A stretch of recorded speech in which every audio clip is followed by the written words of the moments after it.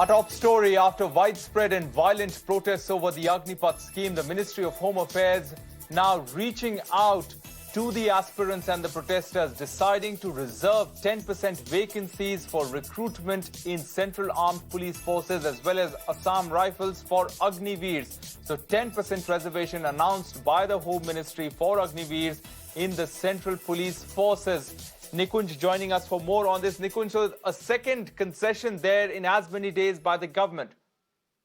Well, absolutely. And this is just from the side of the central government. A whole host of state governments have also announced their own measures to somehow allay the fears or allay the concerns of the agitating youth. Whether or not those concerns are allayed by the government schemes, we are yet to see. Today would be day 3 of the protest, and if the intensity declines and if the government crackdown alongside the government's various announcements helps, then probably one can say that it has fizzled out. Otherwise, it would be a completely different story to tell.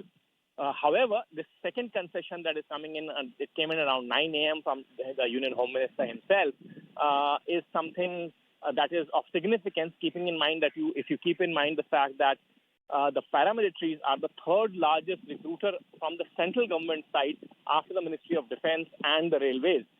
In all, the overall strength of the paramilitaries is close to 10 lakh men.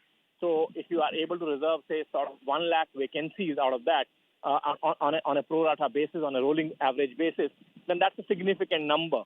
However, the demands like the pension, etc., are not mitigated by the jobs in paramilitaries too, because remember, paramilitaries are also now concerned under the new pension scheme, like the most of the government sector, barring the defense sector, where absolute pensions are available on the old pension schemes.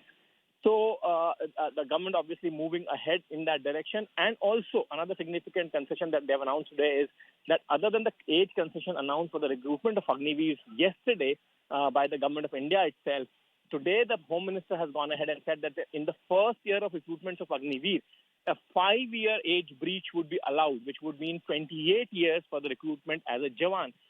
Now, that is a significant age breach because most of the paramilitary constabulary men do join much ahead of that age, in the ages between 23, 24, 25. So there's a significant breach in the age cap also that the Home Minister has announced alongside the reservation of 10% vacancies for all Agniveers, Rohit.